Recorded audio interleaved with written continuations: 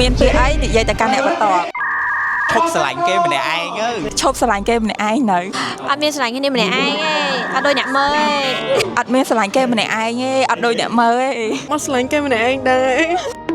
និយាយលេងសើចអីទំហំបានជួបគ្នាអត់ងាយទេតតែមាន event ក៏ workshop បានជួបជុំគ្នាអញ្ចឹងបើបានជួបជុំគ្នាម្ដងហើយដាក់មក content ហ្មងទៅណោះ Anyway ទោះជាយ៉ាងណាក៏អត់ដែលភ្លេចដែរជាមួយនឹងការថតរូបកាលពីថ្ងៃអាទិត្យខ្ញុំបានចូលរួម workshop ដែលរៀបចំឡើងដោយ Grab workshop នេះពិសេសមែនតើដោយសារតែមានការចូលរួមពីបងសេងហួរនិងបង Ellie ហើយខ្ញុំសប្បាយចិត្តមែនតើដែលបានចូលរួមនៅក្នុង workshop ដោយសារតែបានជួបជាមួយនឹងបង influencer ដែលគាត់បានចូលចែករំលែកចំណេះដឹងបទពិសោធន៍ក៏ដូចជាឧបសគ្គដែលគាត់ធ្លាប់ឆ្លងកាត់កន្លងមកហើយទំហំគាត់មានឈ្មោះដល់ឥឡូវណាគឺអត់ងាយទេអ្នកទាំងគ្នាហើយអ្នកទាំងគ្នាកុំគិតថាការបង្កើតមាតិកាស្រួលណាគឺអត់ស្រួលទេអ្នកទាំងគ្នាទំហំគាត់មកដល់ចំណុចនេះគឺពិបាកនៅក្នុង workshop នេះគឺខ្ញុំរៀនបានច្រើនមែនតើពីបង influencer ក្រៅពីការចែករំលែកបទពិសោធន៍ហើយឥឡូវហ្នឹងក៏ដល់ទីបញ្ចប់ហើយក៏អត់ភ្លេចថតរូបជាមួយនឹងបង Elise ដែរហើយអ្នកទាំងគ្នាជួយមើលមុខពីរអ្នកខ្ញុំដូចគ្នាអត់ដោយសារតែគេថាមុខពីរអ្នកខ្ញុំដូចគ្នាបង Elise និងបងសេងហួរនៅក្រៅរស់រាយមែនតើអ្នកទាំងគ្នាហើយជាចុងក្រោយអត់មានពីអីនិយាយច្រើនទេមានតែអរគុណទៅដល់ខាង Grab ដែលបានបង្កើតកម្មវិធីនេះឡើងដល់ទាំងចំណេះដឹងនិងបានជួបជុំជាមួយនឹង Grab Food Star យើងទៀត